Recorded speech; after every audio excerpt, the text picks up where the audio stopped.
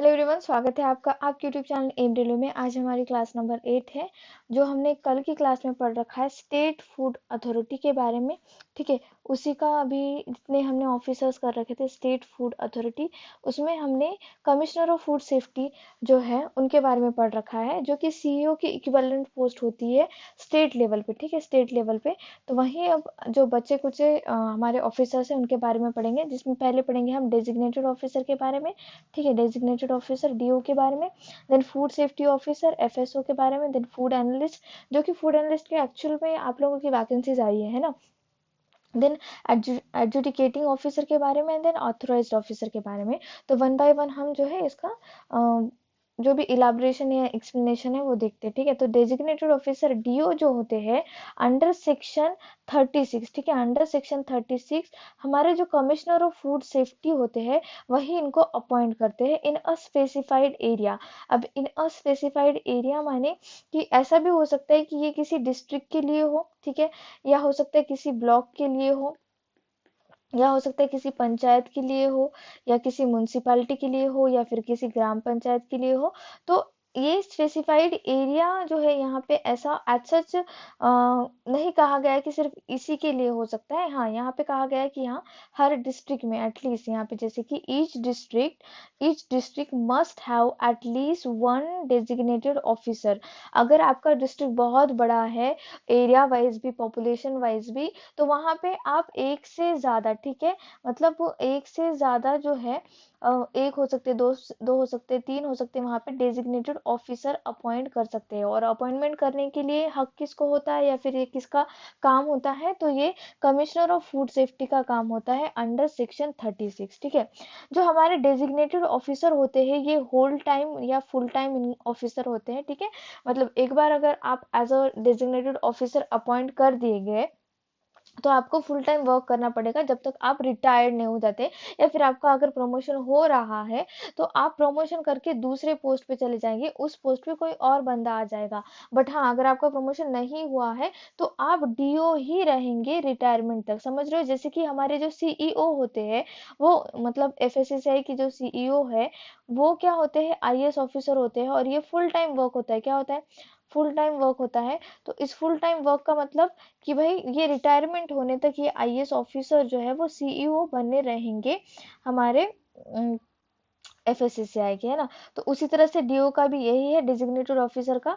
इनका जो है कार्यकाल कहे या फिर उनका आप वो टेन्योर कहे, tenure is the right word.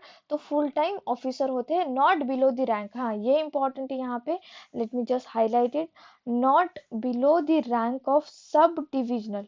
Okay, सब डिविजनल ऑफिसर और इक्विवेलेंट, सब डिविजनल ऑफिसर और इक्विवेलेंट। तो आपको ये अच्छे से नोट डाउन कर लेना है। एक्चुअली मैं ये क्लास दोबारा से रिकॉर्ड कर रही हूँ। पहले जब मैंने ये क्लास रिकॉर्ड किया था तब मैंने ये सारी इन्फॉर्मेशन लिख कर बताई थी, एंड आई लाइक दैट। ठीक है, कि मतलब मैं लिख रही हूँ फिर उसको समझा रही हूँ, मुझे बहुत अच्छा लगता है। ऐसे मुझे पीपीटी पढ़ के सुनाना थोड़ा सा अजीब लग रहा है, बट कुछ नहीं कर सकते इसके लिए। सो क्योंकि जो पहली क्लास में रिकॉर्ड कर चुकी थी उसमें ही मेरा माइक्रोफोन ऑफ हो चुका था, एंड पूरी क्लास रिकॉर्ड हो गई और मुझे पता ही नहीं चला कि मेरा वॉइस ही रिकॉर्ड नहीं हुआ है। So it's actually frustrating, but it's okay. So आप लोगों को ये लिख लेना है, designated officer section 36 CFS appoint करते हैं, ये होल टाइम या फुल टाइम ऑफिसर है, और not below the rank of sub divisional officer और इक्विवेलेंट, और हर एक डिस्ट्रिक्ट में, ठीक है, each district must have at least one DO designated officer. Okay, then functions of designated officer, मतलब डेजिग्नेटेड ऑफिसर होना इतना क्या जरूरी है। तो देखो, इन ये जो है डेजिग्नेटेड ऑफिसर को पूरा पूरा हक होता है जो हमारे लाइसेंस है, ठीक है, फूड ऑपरेटर्स को जो लाइसेंस मिलते हैं वो इशू करना और कैंसिल करना फॉर फूड बिजनेस ऑपरेटर्स। ठीक है, ये इशू भी कर सकते हैं, कैंसिल भी कर सकते हैं। जो स्टेट लेवल पे फूड ऑपरेटर्स है, सपोज आप स्टेट लेवल में, आपके स्टेट में कोई फूड सर्विस देना चाहते हैं, आपका कोई रेस्टोरेंट ओपन करना चाहते हैं, तो वहां पे आपको लाइसेंस कहाँ से लेना पड़ेगा, डीओ से लेना पड़ेगा। अगर आप सेंट्रल लेवल पे करना चाहते हो तो आपको सेंट्रल डेजिग्नेटेड ऑफिसर से जो है लाइसेंस लेना पड़ेगा। और अगर कुछ खामियां अगर आपके काम में है तो वो जो लाइसेंस दे रखा है डीओ के द्वारा, वो खुद डीओ कैंसिल भी कर सकता है, ठीक है। देन है प्रोहिबिट। प्रोहिबिट का लिटरल मीनिंग होता है बैन करना, ठीक है, उसको खत्म कर देना, या बैन करना is the right word, not खत्म कर देना। Prohibit, prohibit the sale of any food article which is in public health interest. अगर पब्लिक हेल्थ इंटरेस्ट में किसी भी तरह की चीजें हो रही है जो कि एक्चुअल में ठीक नहीं है, कुछ फूड ऐसा है जो कि गंदे तरीके से बनाया जा रहा है, या फिर उसमें हाइजीन का ख्याल नहीं रखा जा रहा है, और पब्लिक हेल्थ वहाँ उससे खराब हो सकती है। जब ऐसी कुछ चीजें आती है तो डीओ को हक होता है वो चीजें, उस सेल को, ठीक है, उस सेल को ही बैन कर देना, ठीक है, उस सेल को ही बैन कर देना, प्रोहिबिट कर देना। ओके, देन नेक्स्ट पॉइंट क्या कहता है, to receive report and sample of article of food from FSO. जैसे कि हमने फ्लो चार्ट में देख रखा है, let me just show you the flow chart. यहाँ पे देखो, डेजिग्नेटेड ऑफिसर को असिस्ट करने के लिए फूड सेफ्टी ऑफिसर होते हैं।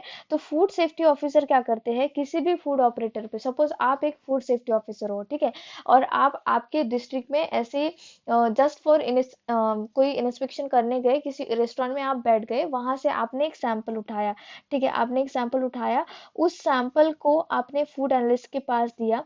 फूड एनालिस्ट के पास देने के बाद फूड एनालिस्ट ने आपको रिपोर्ट सबमिट कर दी, ठीक है। आपको रिपोर्ट जब सबमिट करती है, फूड एनालिस्ट करता है, तो आप क्या करेंगे, उसको सबमिट किसको करेंगे, डीओ को करेंगे, ठीक है। तो यहाँ पे वही पॉइंट कहा गया है कि जो भी रिपोर्ट दी जा रही है एफएसओ के द्वारा, फूड सेफ्टी ऑफिसर के द्वारा, तो ये काम होता है किसका, डीओ का, ठीक है। Article of food from FSO under his jurisdictions and get them analyse. तो डीओ का काम होता है कि उस रिपोर्ट को अच्छे से एनालिस करना, अगर किसी तरह की प्रॉब्लम है उस पे, तो उसको ना क्या कहते हैं, फैसला वगैरह लेने का काम डीओ का होता है। Then maintain the record of all inspection made by FSO. ऐसा ना हो कि आपके एफएसओ ने, ठीक है, फूड सेफ्टी ऑफिसर ने किसी तरह का रिकॉर्ड आपको दे रखा है, किसी तरह का मटेरियल आपको दे रखा है, और आपने क्या किया, उसको घुमा दिया। ऐसे नहीं होता है, ठीक है, मतलब ऐसे अगर कोई चीज गुम होती है तो आपकी जॉब भी जा सकती है, क्योंकि यहाँ पे ऐसा माना जाएगा कि आपने कोई माल फंक्शन किया हो, आपने कोई करप्शन वगैरह किया हो। तो इस तरह की चीजें ना हो, इसीलिए डीओ का काम होता है हर एक चीज को मेंटेन करके रखना। हर एक जो भी चीज, मे बी ऑडियो रिकॉर्डिंग हो सकती है, मे बी वीडियो रिकॉर्डिंग हो सकती है, may B sample from any sample हो सकता है, या फिर सैंपल की रिपोर्ट हो सकती है। तो ये कौन प्रोवाइड करता है, एफएसओ प्रोवाइड करता है डीओ को। तो डीओ को वो चीज मेंटेन करके रखनी पड़ती है, ठीक है। ओके, नेक्स्ट है to investigate any complain which may be made in writing against FSO. ऐसा भी तो हो सकता है जो एफएसओ है वो जानबूझकर किसी रेस्टोरेंट को परेशान करने के लिए, किसी होटल को परेशान करने के लिए, या फूड जो ऑपरेटर है, ठीक है, फूड बिजनेस ऑपरेटर है, एफ बीओ कहते हैं, फूड बिजनेस ऑपरेटर को जानबूझ के परेशान करने के लिए गलत डेटा जो है पेश कर रहा है, किसको, डीओ को पेश कर रहा है, ठीक है। तो डीओ, अगर ये इस एफबीओ ने, ठीक है, जो ये फूड बिजनेस ऑपरेटर है, let me change the thickness, ये जो फूड बिजनेस ऑपरेटर है, अगर इसने केस कर दिया है या फिर इसने कंप्लेन कर दी, किसके खिलाफ कंप्लेन कर दी, इस एफएसओ के खिलाफ कंप्लेन कर दी, फूड सेफ्टी ऑफिसर के खिलाफ कंप्लेन कर दी, कहा कि ये गलत डेटा आपको पेश कर रहा है, और इसने राइटिंग में जो है ये रिपोर्ट दी है, ठीक है, राइटिंग में ये कंप्लेन दी है, तो ये काम होता है डेजिग्नेटेड ऑफिसर का कि ये चीज, ये जो भी मामला है, इसके ऊपर इन्वेस्टिगेशन बिठाए और इसको अच्छे से इन्वेस्टिगेट करे। ओके, नेक्स्ट है फूड सेफ्टी ऑफिसर। तो देखो, हमारा जो अभी हमने जस्ट पढ़ रखा है डेजिग्नेटेड ऑफिसर के बारे में, तो डेजिग्नेटेड ऑफिसर को, यहाँ पे designated officer completed, designated officer को असिस्ट करने के लिए कौन होते हैं, फूड सेफ्टी ऑफिसर। तो फूड सेफ्टी ऑफिसर का आधा से ज्यादा काम तो हमने इसी में देख लिया। तो देखो, as per the section 37, okay, note it down, as per the section 37, commissioner of food safety appoints food safety officer for such a local areas। समझ रहे हो सकता है फिर ये डिस्ट्रिक्ट हो, ठीक है, हो सकता है फिर ये ब्लॉक हो, ठीक है, तालुका जिसे कहते हैं, ये हो सकता है, या फिर ये ग्राम पंचायत हो, पंचायत हो, म्युनिसिपैलिटी हो। तो ये कौन ध्यान रखेगा कि इनको कहाँ अपॉइंट करना है, तो ये कमिश्नर ऑफ फूड सेफ्टी का काम होता है, सीएफएस का काम होता है। कहीं पर भी जो है ये फूड सेफ्टी ऑफिसर की अपॉइंटमेंट करते हैं under the section of 37 of FSS act 2006, ठीक है, म्यूनिसिपैलिटी, ठीक है। तो इसको अच्छे से लिख लेना आप प्लीज, मैं इसको रब कर रही हूँ, तो प्लीज इसको अच्छे से लिख लेना कि भाई लोकल एरिया माने यहाँ पे कोई भी एरिया हो सकता है, ठीक है। स्टेट में जितना भी कमिश्नर के अंडर जितना आ रहा है ना, CFS के अंडर जितना एरिया आ रहा है, कोई एक स्टेट आ रहा है, सपोज महाराष्ट्र ही आ रहा है, ठीक है। तो महाराष्ट्र में अभी कितने डिस्ट्रिक्ट है, उस डिस्ट्रिक्ट में हर एक DO होगा, तो वो DO को असिस्ट करने के लिए 36 डिस्ट्रिक्ट है, तो उस DO को असिस्ट करने के लिए क्या होते हैं यहाँ पे 36 FSO होंगे, ठीक है। हो सकता है कि हर एक डिस्ट्रिक्ट में, जैसे नागपुर डिस्ट्रिक्ट है, वो बहुत बड़ा डिस्ट्रिक्ट है, हमारा लाइक नागपुर हो गया, बहुत सारे ऐसे डिस्ट्रिक्ट है जो बड़े बड़े डिस्ट्रिक्ट है एक्चुअली, बट नागपुर का नाम लेना चाहूंगी मैं। तो देखो अब ये DO जो होंगे नागपुर में 2 से 3 रखे जाएंगे, दो तो 100% वहां पे DO होते हैं, तो इस 2 DO के नीचे 2 FSO होंगे।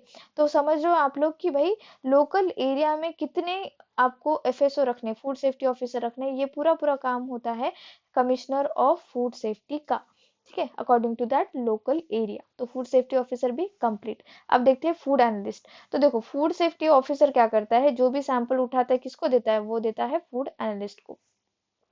Food analyst as per the section 45, ठीक है, कौन से सेक्शन के तहत, सेक्शन 45 के तहत, कमिश्नर ऑफ फूड अथॉरिटी, ठीक है। कमिश्नर ऑफ फूड अथॉरिटी माने ये स्टेट लेवल का ही है, तो ये जो होते हैं कमिश्नर, यही अपॉइंट करेंगे किसको, फूड एनालिस्ट को, for a specified local area. तो आप समझ रहे हो कि भाई अगर किसी एरिया में DO है, ठीक है, डेजिग्नेटेड, यहाँ पे लिखती हूँ मैं, अगर किसी एरिया में डेजिग्नेटेड ऑफिसर है तो उसको असिस्ट करने के लिए फूड सेफ्टी ऑफिसर होंगे, और उस फूड सेफ्टी ऑफिसर को असिस्ट करने के लिए, सैंपल वगैरह देखने के लिए FSA होंगे, sorry not FSA, food analyst होंगे, FA, ठीक है, FA होंगे, फूड एनालिस्ट होंगे। समझ रहे हो, ये जो DO होते हैं ये सेंट्रल लेवल पे भी सेंट्रल डेजिग्नेटेड ऑफिसर होते हैं, और जो FSO होते हैं ये सेंट्रल लेवल पे भी फूड सेफ्टी ऑफिसर होते हैं। ये दोनों जो है सैंपल किसको प्रोवाइड करते हैं, फूड एनालिस्ट को प्रोवाइड करते हैं। तो सेक्शन 45 के तहत इनका अपॉइंटमेंट होता है। डिफरेंट एनालिस्ट में be appointed for different articles of food, ये मोस्ट इंपॉर्टेंट है।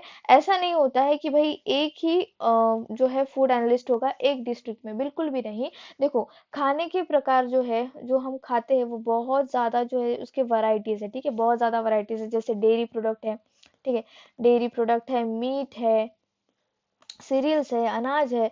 तो इन सब के लिए अलग अलग फूड एनालिस्ट वहां पे मौजूद होगा, क्योंकि सबको जो है लाइक एक पर्सन को सारे वैरायटीज ऑफ फूड की नॉलेज नहीं होती है। तो यहाँ पे देखो फूड एनालिस्ट जो होते हैं डिफरेंट फूड प्रोडक्ट के लिए डिफरेंट डिफरेंट एनालिस्ट यहाँ पे अपॉइंट किए जा सकते हैं। Okay, then, however, any person who has financial interest in manufacturing or sale of any article of food cannot be appointed as an analyst. तो यहाँ पे important बात ये आती है कि भाई फूड एनालिस्ट हम किसको अपॉइंट कर सकते हैं और किसको नहीं कर सकते। सपोज आप फूड एनालिस्ट, आपका अपॉइंटमेंट करना है, ठीक है, तो आपका किसी भी तरह का कोई इंटरेस्ट नहीं होना चाहिए फूड बिजनेस के साथ। सब समझ रहे हो, जैसे सपोज अगर मैं ही एक फूड एनालिस्ट हूँ, ठीक है, तो अगर मेरा family business food service provide करता है, ठीक है, या फिर मैं खुद ही एक ऐसे रेस्टोरेंट में, एक ऐसा रेस्टोरेंट है जिसमें मैं खुद पार्टनर हूँ, ठीक है, तो मैं फूड एनालिस्ट नहीं बन सकती। क्यों? क्योंकि यहाँ पे माल फंक्शन होने की, करप्शन होने की 101% जो है गारंटी हो सकती है, भले आप ना करो, ठीक है, लेकिन अगर आपके रेस्टोरेंट के ऊपर, ठीक है, आपके रेस्टोरेंट के ऊपर या फिर आपके होटल के ऊपर कहो, जो भी आप फूड सर्विस प्रोवाइड कर रहे हैं, वहां का फूड सैंपल लिया जाए किसी फूड FSO के द्वारा, और उसने कहा कि ये जो है FA जो है फूड एनालिस्ट जो है ये खुद ही वहां पे काम करता है, या खुद ही वहां पे जो है क्या कहेंगे उसको, ओनर है, तो ये बंदा कैसे हमें सही रिपोर्ट प्रोवाइड करेगा। तो यहाँ पे वही पॉइंट लिख कर दिया गया है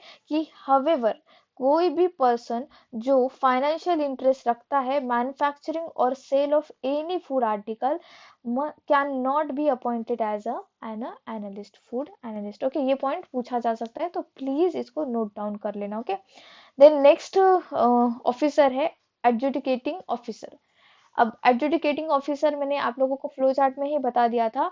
तो देखो जो एडजुडिकेटिंग ऑफिसर होते हैं इनका rank not below the ADM, ठीक है। जो एडिशनल डेजिग्नेटेड मजिस्ट्रेट होते हैं हमारे, जो डीएम होते हैं, ठीक है। एडिशनल डीएम मतलब हमारे जो डिप्टी कलेक्टर ही कहो, जो कि हमारे पीसीएस के द्वारा जाते हैं, लाइक हमारे जो स्टेट पीसीएस के द्वारा जाते हैं, ठीक है।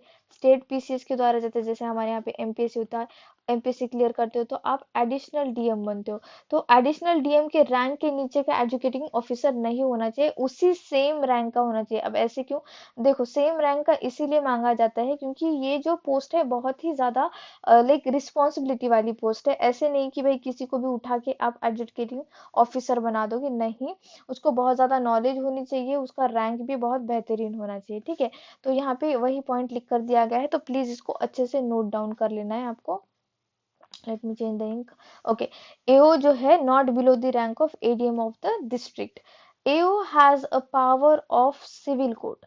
इनके पास पावर होती है सिविल कोर्ट की। माने अगर किसी तरह का फैसला है, किसी तरह का कोई केस चल रहा है, तो adjudicating officer as a civil court काम करते हैं वहां पे, इन्हीं के सामने, ठीक है। Before him everything will work, ठीक है। इन्हीं के सामने वो केस चलेगा, ये एक जज की तरह काम कर सकते हैं क्योंकि इतनी हाई लेवल की पोस्ट है। तो हाँ, ये एक सिविल कोर्ट की तरह काम कर सकते हो। तो आपको जो है may be like statement wise question पूछा जा सकता है that AO has the power of civil court, yes और नॉट, और करेक्ट और नॉट। तो आपको ये अच्छे से नोट डाउन कर लेने हर एक पॉइंट। नेक्स्ट पॉइंट क्या कहता है? And all the proceeding before him shall be deemed to be, ठीक है। जो भी प्रोसीडिंग्स हो रही है, जो भी केस चल रहा है, जो भी इनके सामने क्या कहेंगे उसको, सपोज वकील वगैरह है, इनके सामने जो भी बातें, दलील, हाँ, दलील इज द राइट वर्ड, जो भी दलीलें चल रही है इनके सामने, वो ऐसे समझे जाए जैसे जुडिशियल प्रोसीडिंग चल रही है, जैसे रियल कोर्ट में जो हो रहा है वो समझी जाए,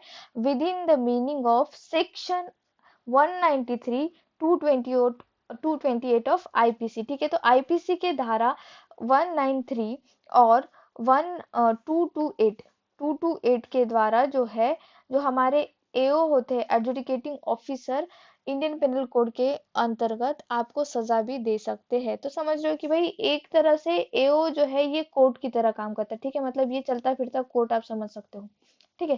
चलता फिरता कोर्ट, ठीक है। नेक्स्ट ऑफिसर है, ये आपको ये ध्यान में रखना है कि कौन से तहत, कौन से धारा के तहत, आईपीसी की कौन सी धारा लगा सकते हैं। तो 193, 193 and 228, okay. Next point, next है, और नेक्स्ट ऑफिसर है अथोराइज्ड ऑफिसर फॉर इंपोर्ट, ठीक है। इंपोर्ट, जो चीजें हम बाहर से मंगा रहे हैं, वो वो इंपोर्ट जो होता है उसके लिए एक ऑथराइज्ड ऑफिसर होते हैं फॉर इंपोर्ट सैंपल। तो देखो इनको कौन अपॉइंट करते हैं, तो यहाँ पे थोड़ा सा चेंजेस है। इनको अपॉइंट करते हैं CEO, chief executive officer of food safety and standard authority of India, क्योंकि देखो ये सेंट्रल लेवल का काम है। सेंट्रल या कहे या फिर ये पूरे all over the India level का पैन पैन इंडिया सर्विस है ये, ठीक है। क्या है ये? पैन इंडिया सर्विस है। तो सीईओ ही इनको अपॉइंट करेंगे क्योंकि सेंट्रल लेवल पे जो हाईएस्ट पोस्ट है, ठीक है, जो एफएससी है, वो हेड किसके द्वारा की जाती है? चेयरपर्सन एंड सीईओ के द्वारा की जाती है। तो authorise officer for import sample is appointed by CEO. जो हमारे ऑथराइज ऑफिसर है अंडर सेक्शन 47, ठीक है, सारे सेक्शन आपको याद रखने। Under section 47 clause 5 shall take sample of imported food. जैसे सपोज हमने चाइना से कोई लाइक चाइना से क्या कहेंगे उसको, फूड आर्टिकल मंगाया, किसी भी तरह का फूड आर्टिकल में भी हमने चाय ही मंगाई वहां से, ठीक है। मे भी हो सकता है कि हमने वहां से टी मंगाया। तो आप जो है, जो भी अथोराइज ऑफिसर है, वो जो है सेक्शन 47, ठीक है, सेक्शन 47, सेक्शन 47 क्लॉज 5 के तहत इस सैंपल, इस टी से, ठीक है, एक सैंपल उठाएगा, एक सैंपल उठाएगा और उसको टेस्ट करेगा, ठीक है। उस सैंपल को उठाएगा, food article, and send to the food analyst, ठीक है, ऑफ अ नोटिफाइड लेबोरेटरी। ऐसे नहीं कि किसी भी लेबोरेटरी को उठा के दे देगा, प्राइवेट वगैरह नहीं। जो नोटिफाइड लेबोरेटरी है एफएसएसआई में, उसी को ये वहां पे ये फूड एनालिस्ट को चेक करने के लिए देगा for analysis, who shall send report with in a period of 5 days। तो यहाँ पे इंपॉर्टेंट है, जो एओ ऑथराइज ऑफिसर जो सैंपल लाकर दे रहे फूड एनालिस्ट को, फूड एनालिस्ट की ड्यूटी बनती है कि विद इन 5 days, ठीक है, 5 दिन के अंदर अंदर ये इनको रिपोर्ट प्रोवाइड करे to the authorised officer, okay. तो इतने ही पॉइंट थे यहाँ पे इम्पोर्टेंट, जितने भी इम्पोर्टेंट पॉइंट थे मैंने यहाँ पे बता दिए हैं। तो प्लीज़ आप इसको अच्छे से रिवीजन कर लेना। ये एक्चुअली मुझे दोबारा बनाना पड़ा वीडियो, तो इसीलिए मैंने फास्ट फास्ट में बता दिया, not like fast fast, actually पूरा सब कुछ लिख कर यहाँ पे ऑलरेडी मौजूद था, तो मैंने जस्ट उसको यहाँ पे एक्सप्लेन किया है, इसीलिए क्लास छोटी बनी है आज की।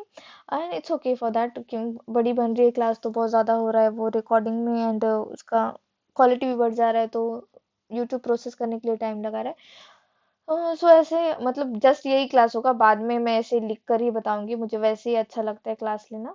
सो प्लीज़ ये अच्छे से नोट डाउन कर लें, जितने भी ऑफिसर मैंने आपको बता रखे हैं, इससे क्वेश्चन 101% पूछा जाएगा। सो आपने रिवीजन करते रहना है, ठीक है। Thank you so much for watching, please subscribe my channel, share this video, like this video, and please keep revising. Thank you.